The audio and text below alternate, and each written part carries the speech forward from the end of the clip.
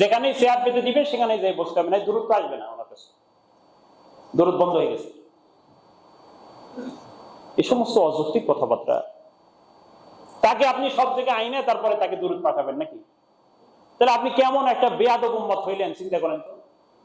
কেমন বেয়াদব উম্মত যে আমার উপর দূরত্ব তুমি ওখান থেকে পাঠাইলে আমার কাছে ফেরেশতারা পাঠাই দিচ্ছে, তা আমার ওখানে যে দুরূদ আনা লাগবে, তো এই কি পাগলামি, তুমি তো আমার বেয়াদব উম্মত, কি মহব্বত করবে তুমি আমাকে? বিষয় হচ্ছে রাসূল সাল্লাল্লাহু আলাইহি সাল্লাম যখন প্রশ্ন করলেন সাহাবীরা, ইয়া রাসূলুল্লাহ, আমরা যে দুরূদ আপনাকে পাঠাই, দুরূদগুলো আপনি পান কিভাবে, কিভাবে পাবেন, বা'দাল মাউত, কিভাবে মৃত্যু হয়ে গেলে আপনি দুরূদ পাবেন কিভাবে? রাসূল সাল্লাল্লাহু আলাইহি ওয়াসাল্লাম কি বলেছিলেন? রাসূল সাল্লাল্লাহু আলাইহি ওয়াসাল্লাম এভাবে বলেছিলেন যে কিছু ফেরেশতাকে আল্লাহ তাআলা দুনিয়াতে নিযুক্ত করে রেখেছেন, পৃথিবীর যেখানে আমার জন্য দুরূদ পাঠ করা হবে ফেরেশতারা আমার কাছে দুরূদটা পৌঁছে দেয়, আমার যায় দুরূদ আনা লাগে না। এখন এই ধারণা থেকে আবার আরেক জটিলতা তৈরি হয়, সেটা কি? সেটা হচ্ছে রাসূল সাল্লাল্লাহু আলাইহি ওয়াসাল্লাম কবরে এখনো মরে নাই, মরলে দুরূদ তার কাছে যায় কিভাবে?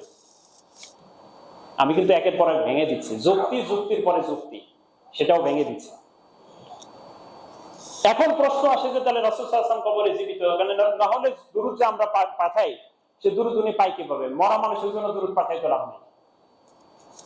আমরা যে মৃত্যু মানুষের সামনে যাই বলি আসসালামু আলাইকুম আহলাদ দিয়ার, কোনদিন শুনছেন কবর থেকে লাফ দিয়ে দাঁড়ায় বলতেছে ওয়ালাইকুম আসসালাম, চাচা কেমন আছেন বলছেন? বলছে আপনাদের কাউকে? তাকে সালাম দেন কেন? এই সালামের অর্থ কি? এই সালাম মানে কি? এই সালাম মানে হলো আমি আপনাকে দোয়া করলাম, আসসালামু আলাইকুম, আপনার উপরে আল্লাহ রহমত, আল্লাহ শান্তি বর্ষিত হোক, আপনার দ্বারা আমল করার সুযোগ নাই, আমি এক আল্লাহর গুনাহগার বান্দা, আমি আপনার জন্য দোয়া করলাম। এটা তার লাভ না লস? বাস। এই সালাম মানে তাকে কবর থেকে লাফ দিয়ে উঠে ওয়ালাইকুম আসসালাম চাচা কেমন আছেন বলতে হবে, এটা জরুরি না। এই সালাম মানে হলো দোয়া। সালামের 4-5টা অর্থ আছে, তার মধ্যে একটা হলো দোয়া, একটা দুরূদ। কথা বুঝতেছেন? অর্থাৎ রাসূলুল্লাহ সাল্লাল্লাহু আলাইহি ওয়াসাল্লাম তিনি কবরে জীবিত, তবে সেই কোন জীবন? সেটা হচ্ছে কবরের জীবন। কোন জীবন? এই কবরের জীবনে দুনিয়ার সব মানুষ মরার পরে আবার জীবিত হয়। কারণ যদি তিনি কবরের জীবনে জীবিত না হন, প্রশ্নগুলো তাকে কিভাবে করা হয়? তবে সেই জীবনটা কি আমাদের মতন? হ্যাঁ, তাকে খাবার পাঠানো যাবে, খাবার খেতে পারবে, পোশাক পরিচ্ছদ পড়তে পারবে? সেটা এই জগৎ আর শেষ, তাই অন্য জগতে চলে গেছে। জগৎ 4টি, একটা হচ্ছে আলম আজসাদ, আলম আরওয়াহ, একটা রূহের জগৎ দুনিয়াতে আসার আগে ছিল। বর্তমান দুনিয়াতে আমরা যেখানে আছি সেটা হচ্ছে আলমে আজসাম তথা জড় জগৎ। আমরা যখন কবরে চলে যাব সেটার জগতের নাম হচ্ছে আলমে বারজাখ তথা আখিরাত এবং দুনিয়ার মৃত্যুর পর মাঝামাঝি সময়টা। এই আলামা বারজাখ মানে হলো কবরের মধ্যে ঢুকতে হবে, ঢুকে তারপরে কবর কায়েম করতে হবে, এটা জরুরি না। যার মৃত্যু যেখানে হবে তার সেখান থেকেই কবরের জীবন শুরু। সেটা প্রশান্ত মহাসাগরের মৃত্যু হোক আর বিমান অ্যাক্সিডেন্টের মৃত্যু হোক, আর আগুন লাগে মরুক আর পানিতে পড়ে মরুক, আপনার এটা বলার সুযোগ নাই। কবরে তুলতে দিলাম না, তাই এর প্রশ্ন কেমনে কি হবে? পানির ভিতরে ফেরেশতা আসবে কি করে? এই টেনশন আপনার করতে হবে না। মৃত্যু যখন হয়ে গেল যেখানে, সেখান থেকেই তার কবরের জীবন শুরু হয়ে যাবে। তার সমাধি শুরু, তার সমাধি শেষ, অথবা যে অবস্থায় সে মৃত্যু হয়ে যাচ্ছে একটা নির্দিষ্ট সময় পরে তার কবরের জীবন শুরু হয়ে যাবে, তার প্রশ্ন শুরু হয়ে যাবে। কিভাবে হবে এত টেনশন আমার করার দরকার নেই, সেটা আল্লাহ তাআলা নেবেন। এই জগৎকে বলা হয় আলামে বারজাখ, কোরআনে এটাকে আলামে বারজাখ বলা হয়েছে। আর যখন বারজাখী জীবন শেষ হয়ে যাবে সেটাকে বলা হয় আলামে আখিরা, আখিরাতের জগৎ। কেউ কেউ বারজাখী জীবনকেও আখিরাতের অংশ বলেছেন, কোনো অসুবিধা নেই, কবর হয়ে গেলেই তো আখিরাত শুরু হয়ে গেল। সুতরাং সেটা হচ্ছে বারজাখী মৃত্যু, বারজাখী জীবন। কবরে আমরা একটা জীবন পাই, এটাকে কবরে জিন্দেগি বলা হয়, কবরে জীবন বলা হয়। এই জীবন সকলেই পাবেন, মুহাম্মদ সাল্লাল্লাহু আলাইহি ওয়াসাল্লাম সেই জীবন পেয়েছেন। তবে পার্থক্য আছে। পার্থক্য হলো আমাদের লাশগুলো মাটিতে খেয়ে ফেলে, আমাদের লাশগুলো মাটিতে খেয়ে ফেলতে পারে, হাড্ডিগুলো বাকি থাকে, বা হাড্ডিগুলো অনেক সময় কিছু কিছু খেয়ে ফেলে। কিন্তু কোন নবীর দেহকে মাটি স্পর্শ করতে পারে না। এটা আল্লাহ তাআলা হারাম করে দিয়েছেন। খবরদার, অন্য সাধারণ মানুষের জীবন যেভাবে তুমি মাটি খাও, মাটি যেভাবে লাশ খেয়ে ফেলে, নবীদের লাশ সেভাবে খেতে পারে না। এটা মাটিকে সেই পাওয়ার দেওয়া হয়নি নবীদের ক্ষেত্রে। এটা একটা বিষয়। এটা কি প্রমাণ করে যে তাহলে নবী সাল্লাল্লাহু আলাইহি ওয়াসাল্লাম তাহলে মাটির না, তিনি নূরের তৈরি, তাহলে মাটিতে খায় না কেন? বিষয়টি এরকম না।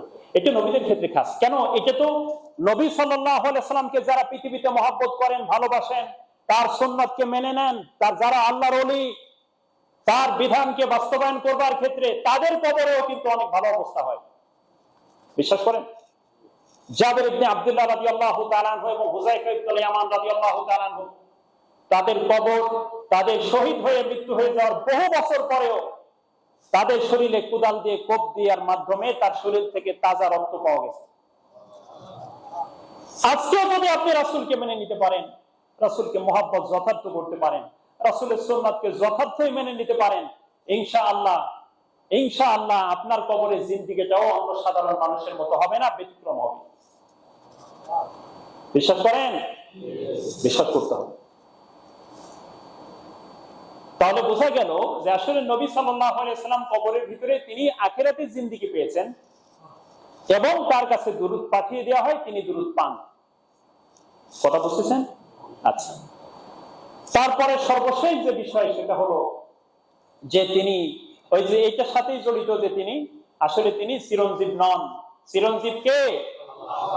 আল হাইয়ুল কাইয়ুম। তিনি কে? না, নবী সাল্লাল্লাহু আলাইহি ওয়াসাল্লাম। এই কারণে নবী সাল্লাল্লাহু আলাইহি ওয়াসাল্লাম, রাসূল সাল্লাল্লাহু আলাইহি ওয়াসাল্লাম যখন মৃত্যুবরণ করেন, সমস্ত লোকগুলো যখন পাগল হয়ে যাচ্ছিল, আবু বকর রাদিয়াল্লাহু তাআলা আনহু তিনি সকলকে ডেকে বললেন, ও মানুষ সকল, অসাধারণ জনতা, তোমরা যারা যদি মনে করো তোমরা রাসূলের ইবাদত করতে, তাহলে রাসূল মরে গেছে, কিন্তু আমরা রাসূলের ইবাদত করি না, ইবাদত করছি কার? রাসূল ছিলেন আমাদের মিডিয়া, রাসূল আমাদের মাধ্যম ছিলেন, তাকে ফলো করে অনুসরণ করে আমরা বিধানগুলো পালন করেছি। কিন্তু মনে রেখো, তোমাদের যারা আল্লাহর ইবাদত করেছো, তার আল্লাহ রাব্বুল আলামিন কিন্তু চিরঞ্জীব, তার কিন্তু মৃত্যু নেই, তার মৃত্যু নেই। সুতরাং ব্যক্তির পূজা না, রাসূলকে আমরা মেনে নিয়েছি এর অর্থ এই না যে আমরা রাসূলের শুধু ইবাদত করেছি। ইবাদত করেছি কার? রাসূল ছিলেন মাধ্যম। সুতরাং এমন পাগল তোমরা হইও না যে রাসূলকে আল্লাহর সাথে মিশিয়ে দিবে। তোমরা বলবে আল্লাহর যেমন মৃত্যু নেই, রাসূলের তেমন মৃত্যু নেই, নাউযুবিল্লাহ, তার মৃত্যু আছে। এই কথা বলা পরে সব থামে গেলেন, সব থেমে গেলেন। ওমর তো পাগল হয়ে গেলেন।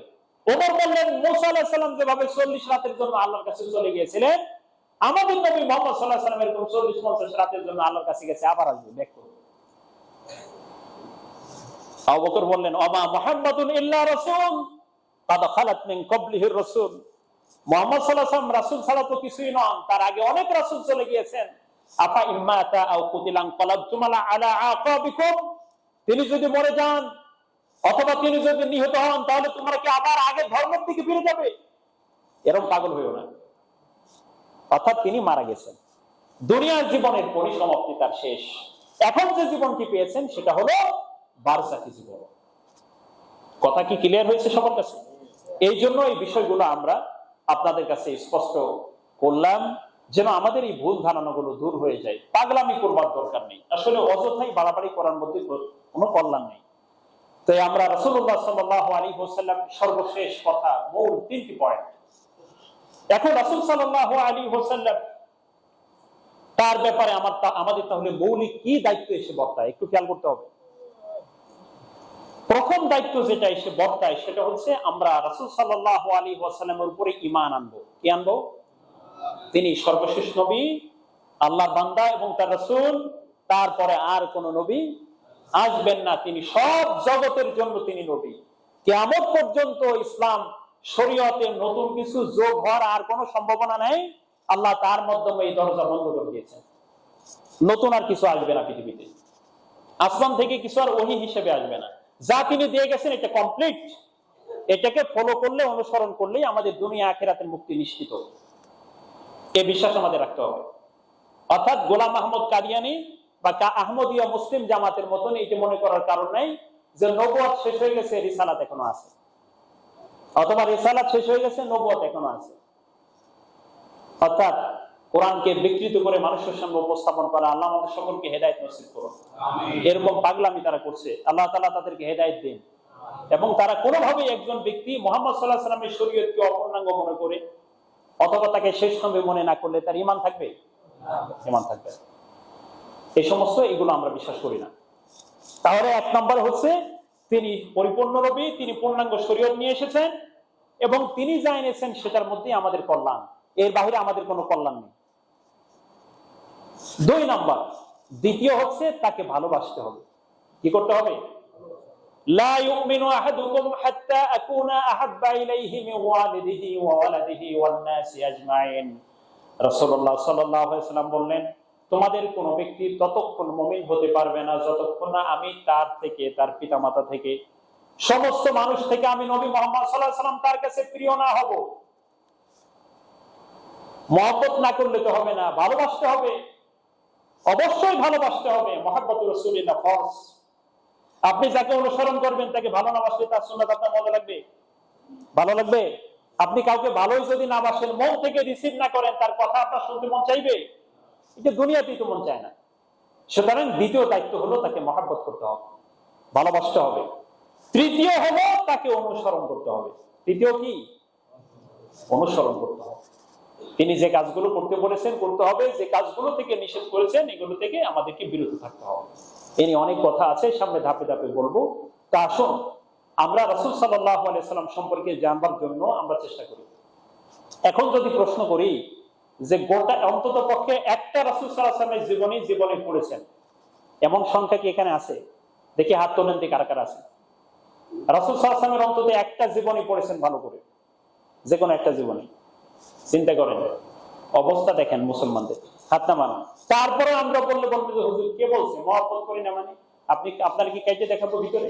এর মহব্বতের ভিতরে ভরা, নবীর মহব্বতের ভিতরে ভরে গেছে, যে কোনো সময় বের হয়ে যেতে চায়। কিন্তু এতটাই আমাদের ব্যস্ততা জীবনে যে আপনি রাসূল সাল্লাল্লাহু আলাইহি ওয়াসাল্লামের একটা জীবনে পড়তে পারলেন না। তা আপনি তাকে ফলো করবেন কি দিয়ে? জানবেন কি স্ত্রীর সাথে কিভাবে আচরণ করতে হয়? জানবেন কি করে ছোট বাচ্চাদের সাথে কি বিহেভ করতে হয়? জানবেন কি করে আপনি পিতা হিসেবে সন্তানের সাথে কিভাবে ট্রিট করতে হয়? জানবেন কি করে শিক্ষক হিসেবে ছাত্রের সাথে কি আচরণ করতে হয়? কিভাবে বুঝবেন? কত বই পড়লাম, কত নোভেল নাটক পড়লাম, কত বসুদের জীবনে পড়লাম, নবী সাল্লাল্লাহু আলাইহি ওয়াসাল্লামের জীবনে পড়লাম না। এবছর একটা সিদ্ধান্ত নেবেন, এই হাজার হাজার ওয়াজ মাহফিল করার থেকে একটা গুরুত্বপূর্ণ হলো যে আপনি অন্তত একটা রাসূল সাল্লাল্লাহু আলাইহি ওয়াসাল্লামের জীবনে ভালো করে পড়বেন। সিদ্ধান্ত নিতে পারবেন? পারবেন?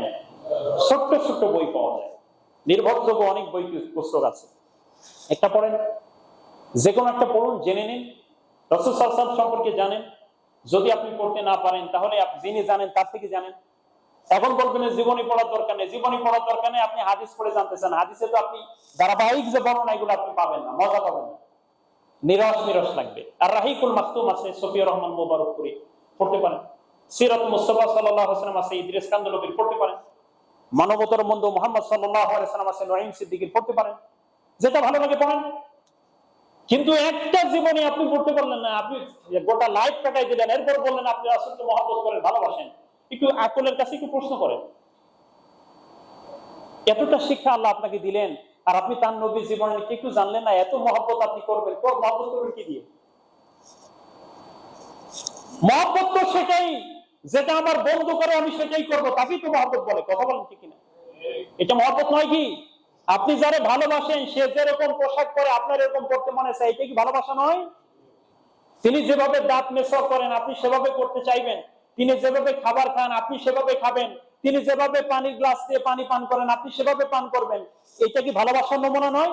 তো সেই ভালোবাসা পেতে হলে তো তার সম্পর্কে জানতে হবে। আল্লাহ তাআলা আমাদের সকলকে উপলব্ধি করবার তৌফিক দান করুন। আমিন। রাসূল সাল্লাল্লাহু আলাইহি ওয়াসাল্লাম জানুন, যুবক ভাই ছাত্র ভাই যারা আছেন আমি তাদেরকে বলবো একটা জীবনী সম্পর্কে জানুন, জেনে নিন। রাসূলের জীবনী পড়বেন আর আপনার চোখ দিয়ে পানি পড়ে আপনার চেহারা ভিজবে না, এমন হবে না। আপনি যখন তায়েব পড়বেন, আপনি যখন খন্দক পড়বেন, আপনি যখন কষ্টের শিয়াবে আবু তালেবের দিনগুলো পড়বেন, আপনি যখন তার কষ্টের সময়গুলো পড়বেন, যখন খাদিজা রাদিয়াল্লাহু তাআলার সাথে দাম্পত্য জীবনের সময়গুলো যখন পড়বেন, অভাবের সময়গুলো যখন পড়বেন, তখন আপনি বলবেন আরে আমরা কত আরামে আছি, কত আরামে আছি, তিনি কত কষ্ট করেছেন, তারপরে বলি তাকে এত মহব্বত করি। মহব্বত করেন কি দিয়ে? খালি মিলাদ খাইয়া, জিলাপি খাইয়া? যাই হোক, তো আল্লাহ রাব্বুল আলামিন আমাদের সকলকে এই বিষয়গুলো উপলব্ধি করবার তৌফিক দান করুন। সামনে আরো কথা হবে ইনশাআল্লাহ। ওয়া আখির দাওয়ানা আলহামদুলিল্লাহি রাব্বিল আলামিন।